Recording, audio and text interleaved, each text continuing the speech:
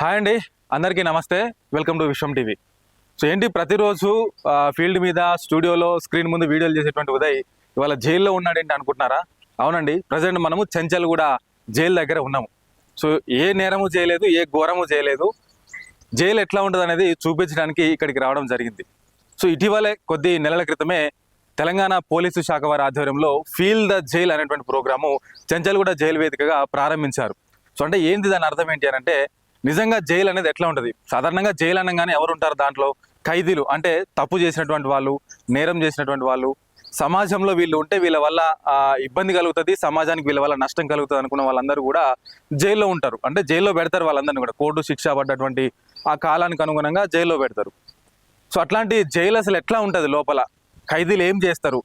బ్యారాక్ అని చెప్తారు, పేరోల్ అని చెప్తారు. బ్యారాక్ అంటే ఏంటి, పేరోల్ అంటే ఏంటి? సో వాళ్ళకి డ్రెస్ ఇస్తారు, డ్రెస్ కూడా అసలు ఎందుకు ఇస్తారు? సో ఇట్లాంటి డీటెయిల్స్ అన్ని కంప్లీట్గా, అసలు జైలు అంటే ఏంటి అనేది ఈ వీడియో చూస్తే మీకు అర్థం కావాలి. ఇప్పుడు ఒకసారి మనం లోపలికి వెళ్ళి అసలు రియల్ జైలు ఎట్లా ఉంటుంది, వాళ్ళ జీవన విధానం కానీ వాళ్ళ డైలీ యాక్టివిటీస్ కానీ ఎట్లా ఉంటాయి అనేది స్వయంగా నేను లోపలికి వెళ్ళి మీకు చూపించే ప్రయత్నం చేస్తాను, రండి.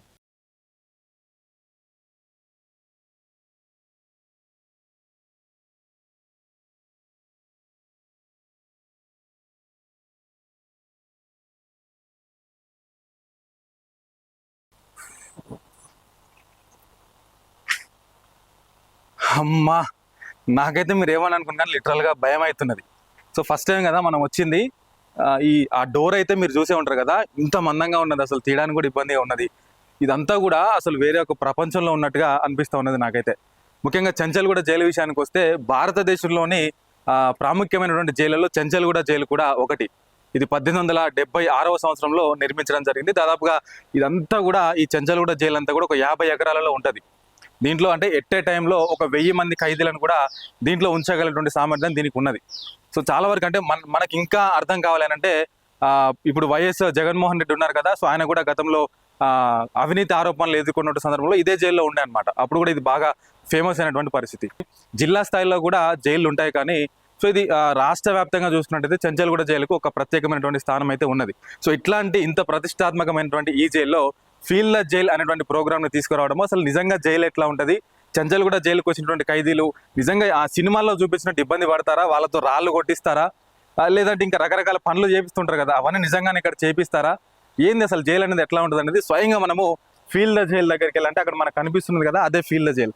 అక్కడికి వెళ్ళి స్వయంగా లోపలికి వెళ్ళి ఏంటి పరిస్థితి అనేది అక్కడ మిగతా విషయాలు వాళ్ళని అడిగి తెలుసుకునేటువంటి ప్రయత్నం చేద్దాం, రండి.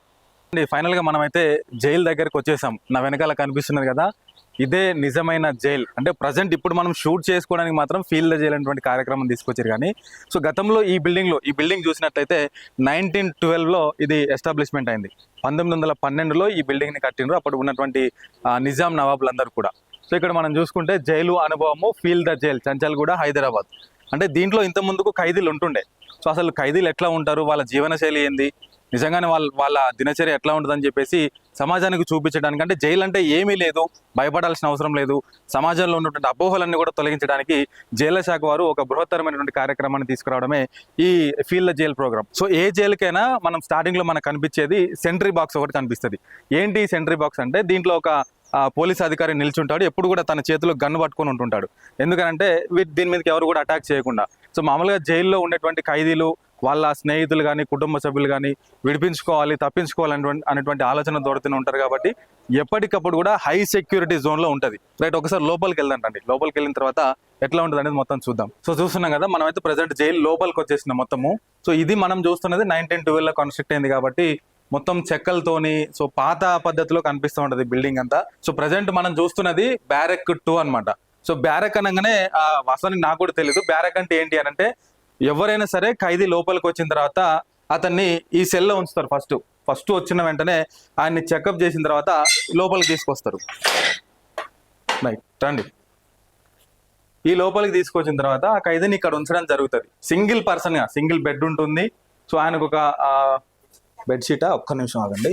రైట్, అంతే, ఒక బెడ్షీట్ ఉంటుంది, 2 బెడ్షీట్లు, ఇది కింద వేసుకొని పడుకోవడానికి, ఇది కప్పుకోవడానికి ఉంటుంది. ఒక బెడ్ ఉంటుంది. ఇట్లనే తనకి ఇచ్చేటువంటి గ్లాస్ కానీ ప్లేట్ కానీ ఉంటుంది.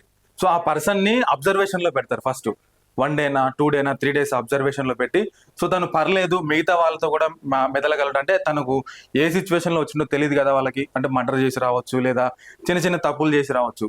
అట్లా వచ్చిన వాళ్ళు మిగతా ఖైదీలతో వాళ్ళు ఉండగలుగుతారు, వాళ్ళు మింగిల్ అవ్వగలుగుతారు అంటే కనుక ఇంకో పక్క బ్యారాక్ ఉంటుంది, దాంట్లోకి పంపిస్తారు. సో లేదు కాంప్లికేటెడ్ పర్సన్ ఉంటాడంటే కనుక వాళ్ళకు కూడా సపరేట్ బ్యారాక్ ఉంటుంది. అది కూడా ఎట్లా ఉంటుందో నేను మీకు చూపించే ప్రయత్నం చేస్తాను. మొత్తానికి అయితే సింగిల్ పర్సన్ ఉండేటువంటి ఆ బ్యారాక్ అయితే ఇట్లా ఉంటుంది.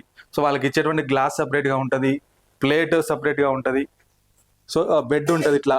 సరే నా వెనకాల కనిపిస్తున్న ఈ చిన్న ప్లేస్ ఏంటి అని అనుకోవచ్చు మీరు, ఒకసారి రండి పర్లేదు. సో ఇదేంటి అని అంటే వాళ్ళ వాష్ ఏరియా చూడండి. సో ఈ చిన్న ఏరియాలోనే వాళ్ళు ఉండాల్సి ఉంటుంది. ఈ వాష్ ఏరియా కూడా ఎందుకు మరి ఇంత హాఫ్ వర్కే పెట్టిండ్రు అని అంటే ఒకవేళ ఖైదీ తన మైండ్ సెట్ ఎప్పుడు ఎట్లా ఉంటుందో తెలియదు కాబట్టి లోపలికి ఒకవేళ క్లోజ్డ్ రూమ్ కనుక ఇది ఉంటే తను లోపలికి వెళ్ళి హ్యాంగ్ చేసుకోవచ్చు, లేదంటే బ్లేడ్తో కట్ చేసుకోవచ్చు. సో ఇట్లాంటి ఏది కూడా జరగకుండా ఇక్కడ ఉన్నా కూడా బయట ఉన్నటువంటి పోలీస్ ఆఫీసర్స్కి, జైలర్ వాళ్ళకి, జైల్ వార్డెన్కి, జైల్ సూపరింటెండెంట్కి అందరూ కూడా బయట నుంచి తనతో కమ్యూనికేట్ చేసేలాగా ఎప్పటికప్పుడు కూడా ఇదంతా ఓపెన్ ప్లేస్ లాగా పెడతా ఉంటారు. సో మొత్తానికి ఇదండి, ఇక్కడ ఒక చైర్ ఉంటుంది.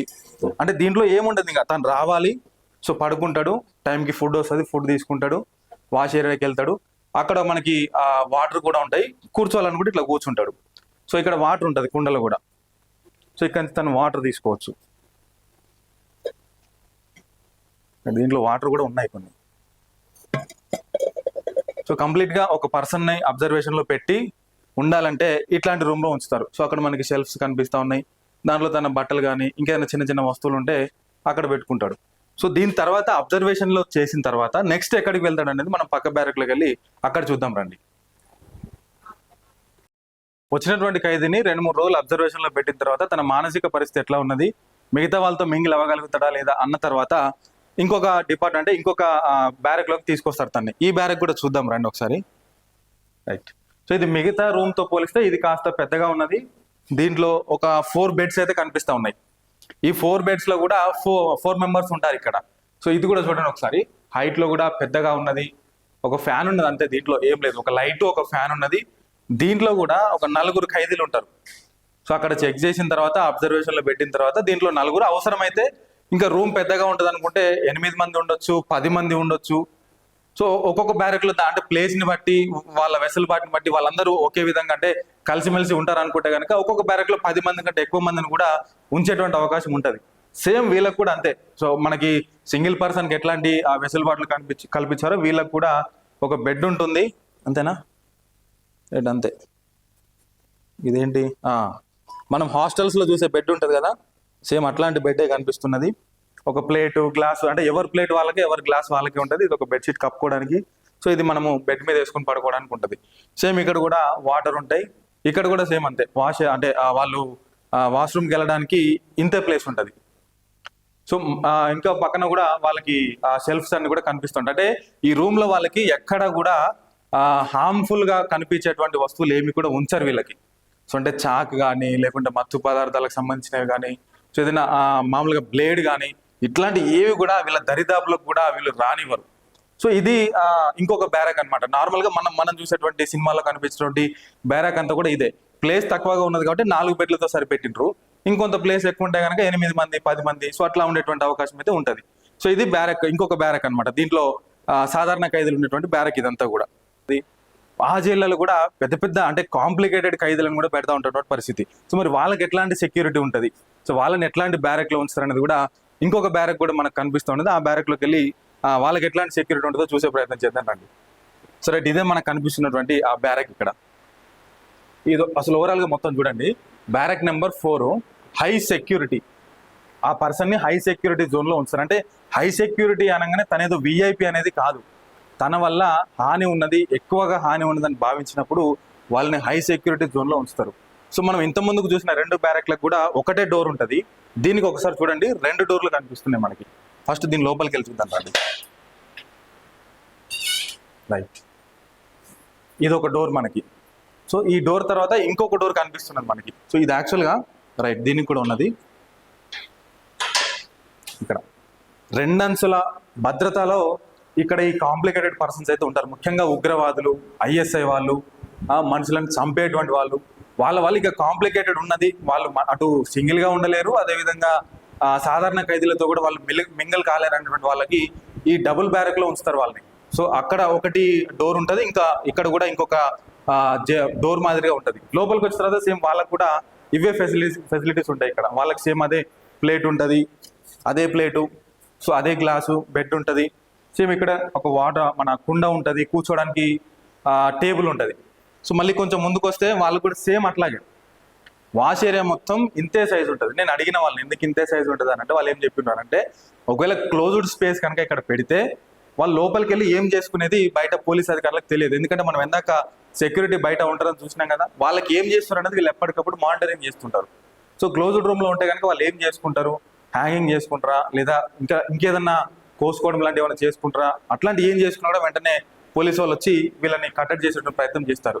ఇంకొక షాకింగ్ అంశం ఏంటంటే, ఈ బ్యారక్లోకి ఈ కాంప్లికేటెడ్ పర్సన్ తీసుకురావాలన్నా, దీంట్లో నుంచి బయటికి తీసుకెళ్లాలన్నా ఒక 4-5 పర్సన్స్ అంటే గట్టి బాడీ ఉన్నటువంటి పర్సన్స్ లేదే ఈ వ్యక్తిని దీంట్లో నుంచి బయటికి కదిలించారు.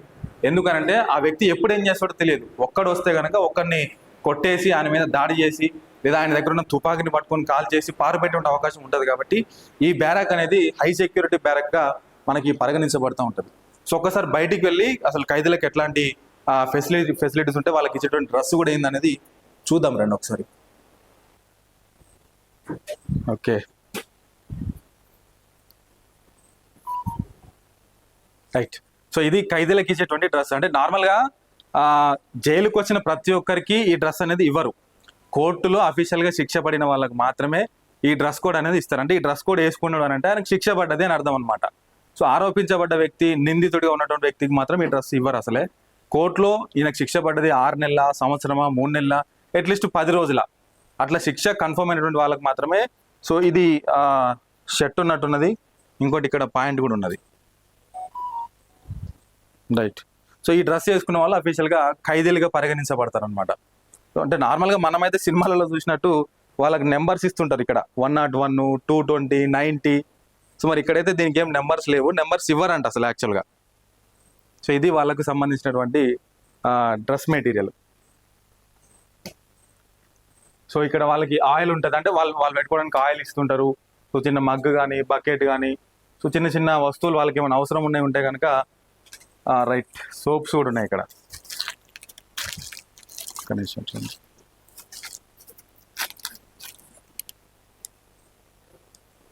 శాండిల్వుడ్ స్మెల్ వస్తూ ఉన్నది సోపు. ఈ సోప్స్ కూడా వాళ్ళకి ఇక్కడ ఇస్తూ ఉంటారు.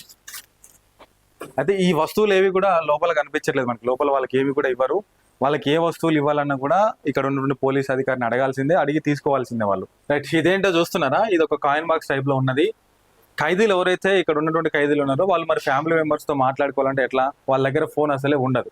అట్లాంటి టైంలో ఏం చేస్తారంటే వీక్లీ 2 times మాత్రమే, వారానికి ఒక 2 సార్లే వాళ్ళ ఇంటి వాళ్ళతో ఫోన్ మాట్లాడుకోవడానికి అవకాశం ఇస్తారు. సో అదే ఈ కాయిన్ బాక్స్ మాదిరిగా ఉంటుంది. ఇది ఎట్లా పనిచేస్తుంది అంటే, ఎవరైనా ఖైదీలు ఇక్కడ ఉన్నటువంటి వాళ్ళు ఫ్యామిలీతో మాట్లాడాలనుకుంటే, ఎవరితో మాట్లాడాలనుకుంటున్నారో వాళ్ళ నెంబర్స్ అనేది ఫస్ట్ జైలు అధికారులకు ఇవ్వాల్సి ఉంటుంది. ఆ జైలు అధికారులు రీఛార్జ్ కార్డులో ఆ నెంబర్స్ ఇన్సర్ట్ చేసి ఆ కార్డు వీళ్ళకి ఇస్తారు.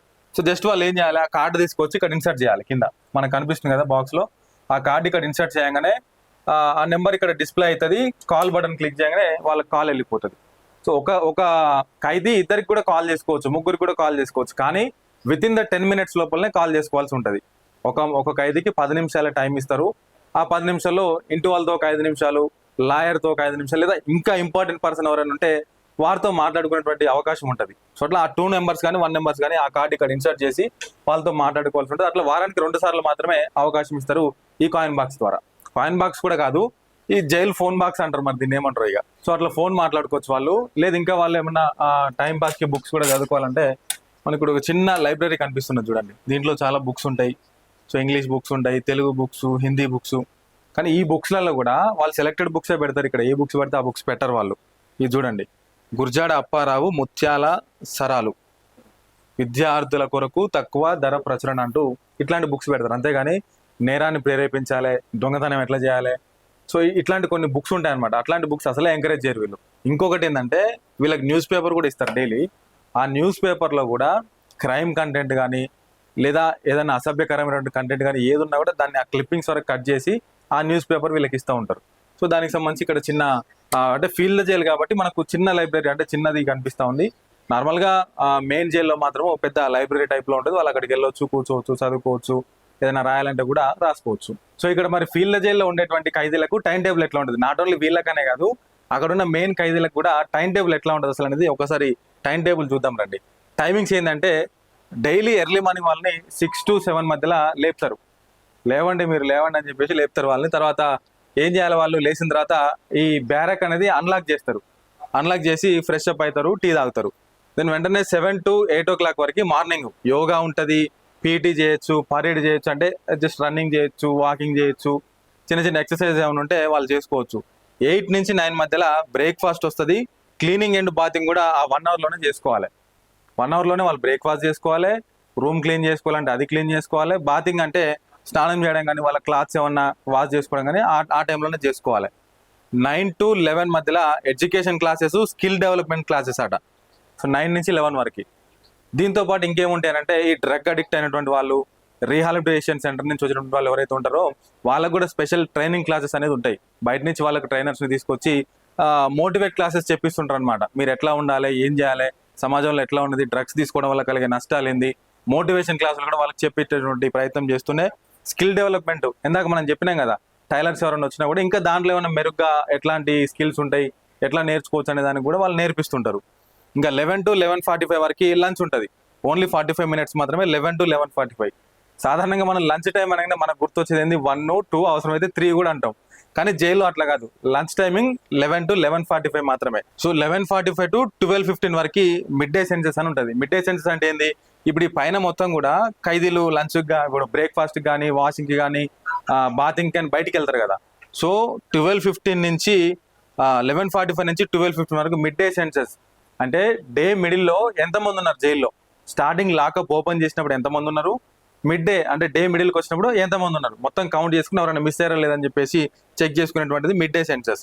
ఇక 12:15 నుంచి 1 వరకు రెస్ట్ అండ్ టీ అండ. మిడ్ డే సెన్సెస్ అయిపోగానే టీ ఇస్తారు, టీ తాగేసి వాళ్ళు పడుకోవాల్సి ఉంటుంది. ఇక 1 నుంచి 3 వరకు ఎడ్యుకేషనల్ క్లాసెస్, మళ్ళీ స్కిల్ డెవలప్మెంట్ క్లాస్ ఉంటాయి. మార్నింగ్ 9 to 11 ఉంటుంది, మళ్ళీ ఆఫ్టర్నూన్ 1 to 3 ఉంటుంది. అంటే 4 hours పాటు వాళ్ళకి స్కిల్ డెవలప్మెంట్ మీద, ఎడ్యుకేషనల్ క్లాసెస్ మీద వాళ్ళకి స్పెషల్ క్లాసెస్ అయితే ఉంటాయి. ఇక 3 to 4 వరకు moral classes, short films through projector. Okay, so 3 to 4 ఏం చేస్తారంటే ఇక అదే ఇంతసేపు ఏమో ట్రైనింగ్ క్లాస్ అంటే డైరెక్ట్ పర్సన్ ఉంటాడు, పర్సన్ టు పర్సన్ అటాచ్మెంట్ ఉంటుంది. ఇప్పుడు ఎట్లా అంటే విజువలైజేషన్గా షార్ట్ ఫిలిమ్స్ కానీ, మోరల్ క్లాసెస్ కానీ, సో ఎట్లా మనము ఈ తప్పు చేయకుండా ఉండాలి, ఈ తప్పు చేయడం వల్ల కలిగే నష్టాలు ఏంది, కొన్ని లీగల్ అంశాలు కావచ్చు, ఇట్లా రకరకాలుగా వాళ్ళకి షార్ట్ ఫిల్మ్స్ త్రూగా చెప్పేటువంటి ప్రయత్నం చేస్తారు. ఇక ఫైనల్గా 4 to 4:45 వరకు స్పోర్ట్స్ అండ్ గేమ్స్ కూడా ఆడుకోవచ్చు వీళ్ళు. సో ఈ క్లాస్ అయిపోయిన తర్వాత మళ్ళీ చిన్న గ్రౌండ్లోకి వెళ్ళి వాళ్ళకి నచ్చిన స్పోర్ట్స్, చిన్న చిన్న హాకీ కానీ, రింగ్ బాల్ కానీ, ఇట్లాంటి చిన్న చిన్న గేమ్స్ ఆడుకోవచ్చు. 5 to 5:45కి ఎగ్జాక్ట్గా డిన్నర్ వస్తుంది. మీరు వద్దన్నా కాదన్నా ఆ టైంలో మీరు డిన్నర్ చేయవలసిందే. యాజ్ పర్ జైల్ రూల్ ప్రకారము 5:45 లోపు మీరు డిన్నర్ కంప్లీట్ చేసుకొని ఉండాలి. 5:45 నుంచి 6 o'clock లోపల మీరు లాకప్లోకి వెళ్ళిపోవాలి. మళ్ళీ ఎక్కడున్నా, ఏం పని చేసినా, ఎక్కడున్నా సరే 6 వరకు లాకప్లోకి వెళ్ళిపోవాలి, వాళ్ళు లాక్ చేసేస్తారు. రైట్. ఇక 7 to 8 వరకు టీవీ అవర్స్ ఇన్సైడ్ బ్యారక్ అంటూ ఇంకొకటి మనకు ఉన్నది.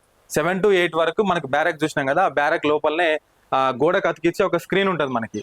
సో ఆ స్క్రీన్ మీదనే వాళ్ళకి చిన్న చిన్న షోస్ కానీ, సో మళ్ళీ మోరల్ వీడియోస్ కానీ, ఏదైనా ఓల్డ్ మూవీస్ కానీ ఇట్లాంటి వాళ్ళకి ప్లే చేస్తుంటారు. సో ఆ ప్లే చేసేదంతా కూడా మళ్ళీ ఇక్కడ ఉన్నటువంటి పోలీస్ అధికారి చేతిలోనే ఉంటుంది, రిమోట్ అంతా కూడా. సో జస్ట్ వాళ్ళ 1 hour మాత్రమే టీవీ చూడడానికి అవకాశం ఉంటుంది. దాని తర్వాత వాళ్ళు పడుకోవాల్సి ఉంటుంది.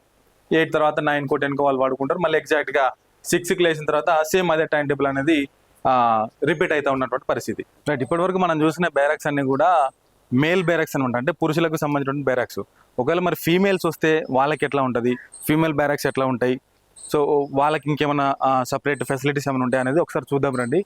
ఇక్కడ మనకు కనిపిస్తున్నటువంటిది ఫీమేల్ బ్యారక్. రైట్, ఇది బ్యారక్ 1. సో ఇది ఫీమేల్ బ్యారక్ మనం చూడొచ్చు ఇక్కడ. దీనికి ఏంటంటే మనము ఎందాక మేల్ బ్యారక్స్లో చూసినప్పుడు మొత్తం ఇదంతా కూడా ఓపెన్గా కనిపించింది. సో బట్ ఇక్కడ మాత్రం మనకు కొంచెం క్లోజ్డ్గా ఉంటుంది. ఎందుకు క్లోజ్డ్గా ఉంటుంది అంటే కొంచెం ముందుకు రండి. సో ఇది కూడా సేమ్ అట్లాగే మనం ఎందాక చూసిన బ్యారక్స్ లాగే ఉంటుంది. బట్ ఫీమేల్ లేడీ ఎవరైనా పడుకున్నప్పుడు కొంత సెక్యూరిటీ ఉండాలి కాబట్టి జస్ట్ అక్కడ మనకి క్లోజ్డ్ స్పేస్ ఇచ్చారు, తను అక్కడ పడుకోవచ్చు. సేమ్ అట్లాగే అదే రూమ్ ఉంటుంది, అదే బెడ్, ప్లేటు, సేమ్ వాటర్ తాగడానికి వాష్ ఏరియా కానీ సో సేమ్ ఫీమేల్స్కి కూడా అట్లానే ఉంటుంది. సో మేల్ బ్యారక్కి ఫీమేల్ బ్యారక్కి చేంజ్ ఏంటి అని అంటే జస్ట్ వాళ్ళకి ఇక్కడ క్లోజ్డ్ రూమ్గా ఉంటుంది. సో ఎవరైనా సడన్గా తను పడుకున్నప్పుడు చూడడానికి కొంత ఇబ్బందిగా ఉంటుంది, అంటే తనకు కూడా కొంత సెక్యూరిటీగా ఫీల్ కావడానికి ఫీమేల్ బ్యారక్ అనేది అట్లా ఏర్పాటు చేశారు. సో అట్లే కొంచెం ముందుకు రండి. సో ఇదంతా కూడా ప్రజెంట్ ఫీల్డ్ జైల్లో భాగంగా ఒక 500 రూపీస్ టికెట్ తీసుకొని 12 అవర్స్ కానీ 24 అవర్స్ కానీ ఈ జైలు అనేది వాళ్ళు ఎక్స్పీరియన్స్ చేయొచ్చు అనమాట. సో ఇప్పుడు నేను ఇంతవరకు చెప్పిందంతా కూడా గతంలో ఖైదీలు ఎట్లా ఉంటుండే ఈ రూమ్స్ అనేది చెప్పిన. సో ఫీల్డ్ ద జైల్లో భాగంగా ఎవరైనా ఇప్పుడు ఒక ఖైదీ వేషంలో రావాలనుకుంటే, అంటే నేను ఖైదీగా ఉండాలనుకుంటున్నాను రావాలంటే వాళ్ళకి రాగానే అక్కడ 500 రూపీస్ టికెట్ తీసుకుంటారు, వాళ్ళకి డ్రెస్ చేసుకుంటారు. సేమ్ ఇప్పుడు నేను చెప్పినట్టే వాళ్ళంతా కూడా అనుభవించాల్సి ఉంటుంది. అదే రూమ్లో ఉంటారు, వాళ్ళ దగ్గర ఫోన్ తీసేసుకుంటారు, కమ్యూనికేషన్ ఉండదు. సో అట్లీస్ట్ ఒక 12 అవర్స్ అన్నా మేము ఉండగలుగుతామా అనేటువంటి కాన్సెప్ట్తో వస్తుంటారు కొంతమంది. లేదు ఇంకొంతమంది మేము 24 అవర్స్ ఫోన్ లేకుండా జైల్లో ఉండాలి, జైల్ని ఫీల్ చేయాలని చెప్పేసి కొంతమంది వస్తూ ఉంటారు. సో ఇదంతా కాకుండా కొంతమంది కర్మ సిద్ధాంతాన్ని నమ్మి వాళ్ళలో జైలు అనేటువంటిది ఒకటి ఉన్నది, దాన్ని తీసేసుకోవాలంటే ఒకరోజు జైల్లో గడపడానికి కూడా అట్లాంటి వాళ్ళు కూడా వస్తూ ఉంటారు. సో ఆల్మోస్ట్ టైం ఉన్నప్పుడల్లా కొంతమంది వస్తుంటారు, వాళ్ళకి అనుకూలంగా ఉన్నప్పుడు వస్తుంటారు, వెళ్తుంటారు. సో ఇది ఫీల్డ్ జైలుకి సంబంధించినటువంటిది ఆ బ్యారక్స్ అన్ని కూడా. రైట్, ఇప్పుడు నేను చూపించేటువంటి బ్యారక్ ఒక్కసారి చూడండి, దీని పేరు చూడండి, డార్క్ సెల్ ఇది. సో డార్క్ సెల్ అంటే ఏంటి అని అంటే ఇదంతా కూడా క్లోజ్డ్గా ఉంటుంది మనకి. మనం ఫస్ట్ చూసిన బ్యారక్ ఏమో ఇదంతా ఓపెన్గా ఉంటుంది, సెకండ్ చూసిన బ్యారక్ ఏమో హాఫ్ వరకు క్లోజ్ ఉన్నది. ఈ డార్క్ సెల్ మాత్రం కంప్లీట్గా క్లోజ్ అయిపోయి ఉంటుంది. సో మెయిన్గా ఈ డార్క్ సెల్ అంటే ఏంటి అని అంటే ఇప్పుడు ఉన్నటువంటి ఖైదీలందరిలో ఎవరైనా చెప్పిన మాట వినకపోయినా ఊరికే పక్క ఖైదీలను ఇబ్బంది పెట్టినా కూడా వీళ్ళ వల్ల చాలా ఇబ్బంది ఉన్నదని చెప్పేసి జైలు సూపరింటెండెంట్ భావిస్తే వాళ్ళని తీసుకొచ్చి డార్క్ సెల్లో ఇస్తాడు. ఇది ఒక పనిష్మెంట్ సెల్ అని కూడా చెప్పొచ్చు. ఒక్కసారి రండి, వాళ్ళని చూడాలంటే జస్ట్ ఇది మనం రోల్ చేసి మాత్రమే చూడవలసి ఉంటుంది. డోర్ ఓపెన్ చేయడం కానీ లేదంటే లోపలికి వెళ్ళి మాట్లాడడం కానీ అసలే ఉండదు. ఒకసారి లైట్ వేసి చూద్దాము, లైట్ వేయండి ఒకసారి ఇట్లా. సో వాళ్ళు కంప్లీట్గా 1 డేనా 2 డేసా 3 డేసా 5 డేసా ఎన్ని డేస్ ఉన్నా కూడా వాళ్ళు చీకట్లోనే ఉండవలసి ఉంటుంది. సేమ్ వాళ్ళకి అదే బెడ్ ఉంటుంది, ప్లేటు, సో అవే ఫెసిలిటీస్ ఉంటాయి, కానీ వాళ్ళు చీకటి రూమ్లోనే ఉండవలసి ఉంటుంది. సో అంటే మనం సాధారణంగా ఒక గంట సేపు మన ఇంట్లో కరెంటు పోతేనే మనం ఉండలేము. అట్లాంటిది 1 డే 2 డే 3 డేస్ ఎన్ని రోజులైనా వాళ్ళకి ఫ్యాన్ ఉంటుంది, లైట్ ఉంటుంది, కానీ వెయ్యరు. అది ఒక పనిష్మెంట్ వాళ్ళకి. సో చివరికి వాళ్ళు దాన్ని తట్టుకోలేక ఆ చీకట్లో ఉండి ఆ డిప్రెషన్ నుంచి బయటికి రాలేక వాళ్ళు రిక్వెస్ట్ చేసుకుంటారు, సార్ ఇక నేను ఇప్పటి నుంచి మంచిగా ఉంటాను, నన్ను వదిలేండి అని చెప్పేసి రిక్వెస్ట్ చేసుకుంటే అప్పుడు మళ్ళీ వాళ్ళని తీసుకొచ్చి సాధారణ ఖైదీలతో పాటు కలిపేటువంటి ప్రక్రియ ఉంటుంది. ఇది ఒక పనిష్మెంట్ సెల్ లాగా ఉంటుంది. అంటే ఏది చూసినా కూడా ఇప్పుడు ఆ సెల్ ఆ బ్యారక్ చూసినా, ఈ బ్యారక్ చూసినా, ఇప్పుడు డార్క్ బ్యారక్ చూసినా కూడా ఒక ఖైదీ అంటే బయట తను చేసినటువంటి నేరం ఏదైతే ఉన్నదో దాని నుంచి బయటపడడానికి మాత్రమే, దాని నుంచి ఏదో ఒకటి నేర్చుకోవాలి, నేను భవిష్యత్తులో తప్పు చేయకూడదు అనేటువంటి ధోరణిలో మాత్రమే ఇక్కడ ఉన్నటువంటి వాళ్ళకు ఇవన్నీ కూడా పనిష్మెంట్స్ ఉంటాయి. సో ఒకసారి తను బయటికి వెళ్ళిన తర్వాత మళ్ళీ నేరం చేయాలన్నా, సో మళ్ళీ తప్పు చేయాలన్నా కూడా ఇవన్నీ కూడా గుర్తొస్తాయి తనకి. ఈ డార్క్ రూమ్లో ఒక్క డే ఉంటే తనకి జీవితం కనిపిస్తుంది. బయటికి పోయిన తర్వాత నువ్వు నేరం చేయమన్నా కూడా నాకొద్దు బాబు అని చెప్పేసి పక్కకు పోయేటువంటి పరిస్థితి ఉంటుంది. సో ఇట్లాంటి పనిష్మెంట్స్ అన్నీ కూడా వాళ్ళని మళ్ళీ చక్కదిద్దడం కోసానికే, సో మళ్ళీ వాళ్ళని రైట్ పాత్లోకి నడిపించడానికి మాత్రమే అని చెప్పేసి మనకు తెలుస్తూ ఉన్నది. ఇంకొంత ముందుకు వస్తే మనకి ఇక్కడ రండి, ఒక సంపు మాదిరిగా కనిపిస్తూ ఉంటుంది. సంపే అంటారా, ఏమంటారు దీన్ని? సంపు మాదిరిగా కనిపిస్తూ ఉంటుంది. సో లోపల ఉన్నటువంటి ఖైదీలు ఎవరైతే ఉన్నారో, అంటే లోపల ఖైదీలు చూసినాం కదా, వాళ్ళకి బాత్రూమ్ వెళ్ళడానికి మాత్రమే అక్కడ ప్లేస్ ఉన్నది. సో వాళ్ళు స్నానం చేయడానికి కానీ లేదా వాళ్ళు వేసుకున్నటువంటి క్లాత్స్ వాష్ చేసుకోవడానికి కానీ ఈ సంపు ఉపయోగించుకుంటారు అనమాట. సో ఇక్కడ ఫీల్డ్ జైల్లోకి వచ్చినటువంటి వాళ్ళు కూడా వాళ్ళకి ఇచ్చినటువంటి డ్రెస్ ఏదైతే ఉన్నదో 12 అవర్స్ తర్వాత లేదా 24 అవర్స్ తర్వాత అయినా కూడా వెళ్ళేటప్పుడు మళ్ళీ వాళ్ళ డ్రెస్ వాళ్ళు వాష్ చేసి అక్కడ సబ్మిట్ చేసి వెళ్ళవలసి ఉంటుంది. ఏది ఈ 1-2 డేస్కి వచ్చే వాళ్ళు. రియల్గా ఉన్నటువంటి ఖైదీలు కూడా వాళ్ళు డ్రెస్సెస్ వాళ్ళు వాష్ చేసుకోవాలన్నా బాత్ చేసుకోవాలన్నా కూడా ఈ సంపుని వాళ్ళు యూజ్ చేసుకుంటారు. సో మొత్తంగా కాంప్లికేట్ ఉన్న వాళ్ళు వీళ్ళు బయటికి వెళ్ళనియొద్దు అనుకున్నటువంటి వాళ్ళని మాత్రమే లోపల కఠినంగా ఉంచుతారు. కానీ సో ఇక్కడిక్కడే కాబట్టి వాళ్ళు బయటకు వచ్చి వాళ్ళ పని వాళ్ళు చేసుకోవచ్చు. సో మళ్ళీ లోపలికి వెళ్ళొచ్చు, వాళ్ళ డ్రెస్సెస్ వాష్ చేసుకోవచ్చు. ఇట్లా చిన్న చిన్న పనులకైతే వాళ్ళకి ఇక్కడ బయటకు అలౌ చేస్తుంటారు. దానికి సంబంధించి ఆ వాటర్ సంపద కూడా మనకు అక్కడ కనిపిస్తూ ఉన్నది. ఇంకొంచెం ముందుకు రండి, అట్లాగే రైట్ నా వెనకాల కనిపిస్తుంది కదా, ఇదంతా కూడా గార్డెనింగ్ ఏరియా. సో ఇక్కడ ఎక్కడ కూడా నేను స్టార్టింగ్లో చెప్పినట్టు నాకైతే పెద్ద పెద్ద బండరాలు ఎక్కడా కనిపించలేదు. నేను వాళ్ళని కూడా అడిగినా రాగానే, సార్ ఏంది మరి సినిమాలో చూపించే మాదిరిగానే బండరాళ్ళు ఉంటాయా, వాళ్ళతో రాళ్ళు కొట్టిస్తుంటారా, వాళ్ళు ఇట్లా చెమట చిందిస్తుంటారు కదా, నిజమైన అదంతా అని చెప్పేసి అడిగితే అంతా ఏమి ఉండదు, సినిమాల్లో ఒకలాగా ఉంటుంది, బయట ఒకలాగా ఉంటుంది. జస్ట్ వచ్చినటువంటి వాళ్ళతో, ఇప్పుడు ఫీల్డ్ జైలుకి వచ్చినటువంటి వాళ్ళతో కూడా ఈ చిన్న చిన్న పనులు చేపిస్తుంటారు. ఏది ఈ గార్డెనింగ్ చేయించడం కానీ, మొక్కలు వీగడం కానీ, కొత్త మొక్కలు నాటడం కానీ, ఈ చిన్న చిన్న వర్క్స్ ఏదన్నా ఈ ఊడ్చడం కానీ తూడ్చడం కానీ సో అట్లాంటి పనులు చేపిస్తూ, సో వాస్తవానికి జైల్లోకి వచ్చే వాళ్ళందరూ కూడా నేరస్తులే, తప్పు చేసే వస్తారు. కానీ దాంట్లో కూడా టైలర్స్ ఉంటారు, దాంట్లో కూడా బట్టలు నేసే వాళ్ళు ఉంటారు, సో దాంట్లో కూడా మెషిన్ కుట్టే వాళ్ళు ఉంటారు, సో రకరకాల పనులు చేసేటువంటి వాళ్ళు ఉంటారు. వాళ్ళు ఏదో క్షణికావేశంలో ఇక్కడికి రావడం అయితే జరుగుతూ ఉంటుంది. సో వచ్చిన తర్వాత వాళ్ళకు ఉన్నటువంటి టాలెంట్ ఏదైతే ఉన్నది, ఇప్పుడు సపోజ్ కుట్టు మిషన్ కుట్టేటువంటి వ్యక్తి వచ్చింది అనుకుందాం. సో ఆయనకి ఏం చేస్తారంటే, సో జైల్లోనే కొంత ఏదైనా కుట్టు మిషన్ పని కావచ్చు, లేదంటే మరీ ముఖ్యంగా మనకి జైళ్ల శాఖ ఆధ్వర్యంలో నడిచేటువంటి పెట్రోల్ బంకులు కూడా చూస్తాం మనం. సో అక్కడ బోర్డు రాసి ఉంటుంది, తెలంగాణ రాష్ట్ర జైళ్ల శాఖ ఆధ్వర్యంలో నడుస్తూ ఉంటుంది అని చెప్పేసి. కొండాపూర్లో ఒకటి ఉంటుంది. సో అట్లాంటి పెట్రోల్ బంక్స్లలో కూడా ఈ ఖైదీలు అక్కడ పని చేస్తూ ఉంటారు. సో వాళ్ళు సాధారణంగా 10-15 సంవత్సరాలు జైలు శిక్ష పడ్డటువంటి వాళ్ళు 1 సంవత్సరం, 2 సంవత్సరాలు లేదా 3 సంవత్సరాలు చూసిన తర్వాత వాళ్ళ ప్రవర్తనను బట్టి వాళ్ళని బయటికి విడిచిపెడతారు. వాళ్ళు పని చేసుకోవచ్చు, అక్కడ చేసుకొని మళ్ళీ జైలు లోపలికి రావచ్చు. అట్లా పని చేసినందుకు గాను వాళ్ళకి గౌరవ వేతనం అంటే శాలరీ లాగా ఇస్తూ ఉంటారు. సో ఫర్ సపోజ్ ఒక వ్యక్తికి ఒక 5,000 శాలరీ ఇద్దాం అనుకున్నప్పుడు ప్రతి నెల కూడా 2,500 రూపాయలు ఆయనకు శాలరీ లాగా ఇస్తుంటారు. మిగతా 2,500 రూపాయలు మా జైలు శాఖ వాళ్ళే డిపాజిట్ చేసుకుంటారు. సో మళ్ళీ తను బయటికి వెళ్ళిపోయిన తర్వాత తన శిక్ష పూర్తి చేసుకొని ఈ 5 సంవత్సరాలు చేసిండా 10 సంవత్సరాలు చేసిండా ఉద్యోగం చేసిన తర్వాత బయటికి వెళ్ళిన తర్వాత ఎవరు కూడా ఆ జైల్లో ఉండి వచ్చినటువంటి వాళ్ళకి ఉద్యోగం ఇవ్వరు. సో సాధారణంగా మనం ఎక్కడ చూస్తాం ఏంటంటే, మాజీ మావోయిస్టులు లొంగిపోయిన తర్వాత వాళ్ళు బయట పని చేసుకోవడానికి, పనిలో పెట్టుకోవడానికి కూడా ఎవరు ఒప్పుకోరు. సో అట్లాంటి సందర్భంలో ప్రభుత్వం వాళ్ళు ఏం చేస్తారు, ఎక్స్గ్రేషియా టైప్లో కానీ రివార్డు టైప్లో కానీ వాళ్ళకి కొంత డబ్బు చెల్లిస్తూ ఉంటారు. సో భూమి ఇస్తారు వ్యవసాయం చేసుకోవడానికి. ఎట్ ద సేమ్ టైం అట్లనే జైలు నుంచి వెళ్ళినటువంటి వాళ్ళకి ఉద్యోగం ఇవ్వాలన్నా పని ఇవ్వాలన్నా భయపడతారు. కాబట్టి వాళ్ళ దగ్గర ఏదైతే డిపాజిట్ అమౌంట్ ఉన్నదో ఆ డబ్బుతో వాళ్ళు 1 సంవత్సరం 2 సంవత్సరాలు కాలం గడపొచ్చు. ఆ తర్వాత వాళ్ళ ప్రవర్తన చూసినటువంటి సమాజం వాళ్ళకి ఏదైనా పని కల్పించవచ్చు, లేదా వాళ్ళే సొంతంగా ఏదైనా వ్యాపారం చేసుకున్నటువంటి వెసులుబాటు అయితే ఉంటుంది. సో ఇట్లా పని వచ్చినటువంటి వాళ్ళకు కూడా ఇక్కడ వాళ్ళు పని చేసుకోవచ్చు, వాళ్ళ ప్రతిభను చూపించవచ్చు. సో తద్వారా వాళ్ళ డబ్బులు కూడా సంపాదించవచ్చు. ఇందాక మనం చూసినట్లు ఈ డ్రెస్సెస్ కూడా మనం చెర్లపల్లి జైలు దగ్గరికి అక్కడ చూస్తే కనుక ఆ మ్యానుఫ్యాక్చరింగ్ అంతా కూడా అక్కడే జరుగుతూ ఉంటుంది. సో జస్ట్ వాళ్ళకి థ్రెడ్ ఒక్కటే వస్తుంది, అంటే దారం ఒకటే వస్తుంది. అక్కడ నుంచి ఈ మ్యానుఫ్యాక్చరింగ్ అంతా కూడా వివిధ రకాల కలర్స్లో డ్రెస్సెస్ కానీ బెడ్షీట్స్ కానీ, సో ఇదంతా కూడా వాళ్ళు అక్కడ తయారు చేస్తూ ఉన్న పరిస్థితి. లేడీస్కి అయితేనేమో వాళ్ళు ఎంబ్రాయిడరీ వర్క్స్ కానీ, సో ఇంకా అద్భుతమైనటువంటి చీరలు కూడా అక్కడ తయారు చేస్తూ ఉన్నటువంటి పరిస్థితి. సో ఇట్లా ఎవరికి వాళ్ళు కూడా అద్భుతంగా కళ ఉంటుంది. కానీ తప్పదు, శిక్ష పడ్డది కాబట్టి వాళ్ళు దాంట్లో ఉన్నన్ని రోజులు ఏదో ఒక పని చేయవలసిందే. దాని ద్వారా శాలరీ కూడా ఇస్తూ ఉంటుంది మన జైలు శాఖ. ఈ ఫీల్డ్ జైలుకి ఎవరెవరు రావచ్చు ఏంటి అనేది ఒకసారి చూస్తే కనుక ఓన్లీ ఇక్కడ మేజర్స్ని అలో చేస్తారు, మైనర్స్కి ఇక్కడ అలో ఉండదు. అంటే బిలో 18 ఇయర్స్ ఉన్నటువంటి వాళ్ళు దీంట్లో అలో లేదు. సో ఓన్లీ మేజర్సే 18 అబోవ్ ఉన్నటువంటి వాళ్ళే ఇక్కడికి రావచ్చు, ఉండొచ్చు. సో వాళ్ళు వచ్చేటప్పుడు ఖచ్చితంగా వాళ్ళ ఐడి ప్రూఫ్ అనేది క్యారీ చేయాల్సి ఉంటుంది. లైక్ అంటే ఆధార్ కార్డు కానీ, పాన్ కార్డు కానీ, ఓటర్ ఐడి కానీ ఏదో ఒక ఐడి ప్రూఫ్ అయితే క్యారీ చేయాల్సి ఉంటుంది. క్యారీ చేసినంత మాత్రాన, కార్డు తీసుకొచ్చినంత మాత్రాన వెంటనే అలో ఉంటుంది అంటే అలా కూడా ఉండదు. సో వాళ్ళు వచ్చిన తర్వాత వాళ్ళకి ఒక చిన్న కౌన్సిలింగ్ ఉంటుంది, వాళ్ళు ఎట్లా ఉండాలి జైల్లో, ఆ రూల్స్ అండ్ రెగ్యులేషన్స్ ఒకసారి చెప్తారు. సో వీలైతే కొంత బ్యాక్గ్రౌండ్ వెరిఫికేషన్ కూడా తీసుకొని ఆ 1 డే అయినా 2 డేస్ అయినా ఈవెన్ 4 అవర్స్ అయినా కూడా ఎంతో కొంత బ్యాక్గ్రౌండ్ వెరిఫికేషన్ తీసుకొని ఫ్యామిలీ డీటెయిల్స్ అన్ని కూడా తీసుకొని వాళ్ళకి ఇక్కడ ఉండడానికి అవకాశం ఇస్తారు. సో అంతేగాని నేను ఉంటాను, ఎవరు పడితే వాళ్ళు ఉండొచ్చు, నేను దాన్ని ఫీల్ చేస్తానంటే కూడా ఇక్కడ రూల్స్ అనేది ఒప్పుకోవని చెప్పేసి ఇక్కడ ఉన్నటువంటి అధికారులు కూడా కొంతమంది చెప్తున్నారు. ఇంకొక విషయం ఏంటి అంటే, ఇప్పటి వరకు ఈ ఫీల్డ్ జైలుకి ఉమెన్ ఖైదీలు ఎవరు కూడా రాలేదు, అంతే కదా, ఉమెన్ ఖైదీలు ఎవరు కూడా రాలేదు. సో ఒకసారి మీరు కూడా వీలైతే ఉమెన్ ఖైదీలు, అంటే ఉమెన్ ఉన్నటువంటి వాళ్ళు ఎవరైతే ఫీల్డ్ జైల్ని చూడాలనుకుంటున్నారో మీరు కూడా ఒకసారి రావచ్చు, ఇక్కడ మీరు ఎంత కూడా ఫీల్ అవ్వచ్చు.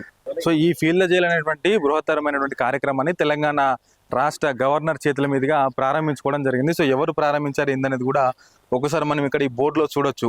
Prisons and correctional services department.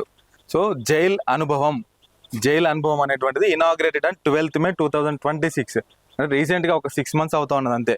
By his excellency Shri Shivpratap Shukla garu, governor of Telangana, and doctor Soumya Mishra IPS garu, director general of prisons and correctional services. ఈ జైళ్ల శాఖ మొత్తానికి కూడా డైరెక్టర్ జనరల్ మన సౌమ్య మిశ్రా మేడం గారు. అమ్మయ్య, చూసాం కదా, ఇది మరి ఫీల్ ద జైల్ ఎట్లా ఉంటుందో చూస్తున్నాం కదా. అంటే ఒక్క మాటలో చెప్పాలి అని అంటే, మనిషికి స్వేచ్ఛ ఎంత ముఖ్యమో తెలియజేసేదే ఈ ఫీల్డ్ జైల్ కార్యక్రమం. సో నాట్ ఓన్లీ ఇది ఒక్కటే కాదు, మెయిన్ జైల్లో కూడా స్వేచ్ఛ ఎంత ముఖ్యము, కుటుంబం ఎంత ముఖ్యము, కుటుంబ బంధాలు ఎంత ముఖ్యం అనేది తెలియజేయడానికి జైల్ అనేది ఒక మంచి చక్కటి ఉదాహరణ అని చెప్పొచ్చు. సో ఇప్పటిదాకా మీరు అన్నీ చూసిండ్రు, వాళ్ళకి ఇచ్చే ఫెసిలిటీస్ చూసిండ్రు, ఫుడ్ టైం టేబుల్ చూసిండ్రు, వాళ్ళకి చెప్పేటువంటి యాక్టివిటీస్ కానీ, మీరు చూపించేటువంటి మూవీస్ కానీ, ఇవన్నీ కూడా చూసినాం కదా. సో ఇవంతా కూడా ఒక టైం పాస్ లాగా అనిపించవచ్చు. కానీ సో అది 1 రోజు 2 రోజులు 3 రోజుల వరకు బాగుంటుంది. కానీ 3 రోజులు దాటిన తర్వాత ఫ్యామిలీని చూడకుండా, ఫ్యామిలీతో మాట్లాడకుండా, బయటి సమాజంతో కనెక్ట్ కాకుండా ఉండాలంటే కనుక అది అసాధ్యమైనటువంటి చర్య అని చెప్పొచ్చు.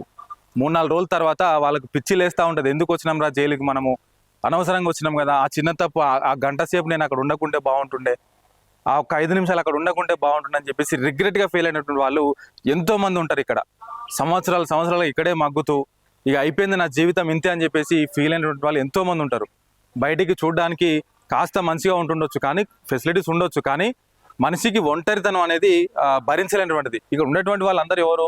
అట్లాంటి ఖైదీలే కదా, ఎవరు మన రక్త సంబంధికులేం కాదు మాట్లాడుకోవడానికి, వాళ్ళతో మనం ఇక్కడ ఫంక్షన్లు అన్నీ చేసుకోవడానికి కాదు కదా.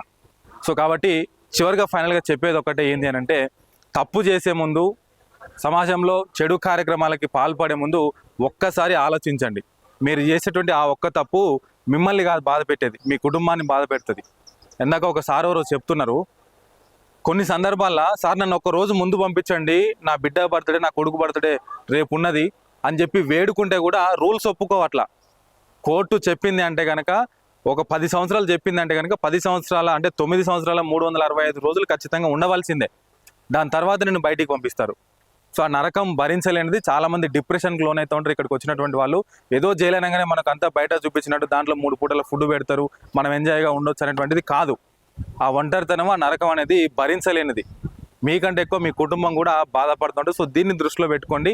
సో ఒకవేళ మీరు అది ఎట్లా ఉంటుంది, మీరు ఓన్గా ఫీల్ కావాలి, నిజంగా ఆ ఖైదీలు ఇంత బాధపడతారా, ఇంత వాళ్ళు మానసికంగా ఇంత ఒత్తిడికి లోనవుతూ ఉంటారా అని చెప్పేసి మీరు అనుభవించాలంటే కనుక నా వెనకాల కనిపిస్తున్న ఫీల్డ్ జైలు దగ్గరికి రావచ్చు.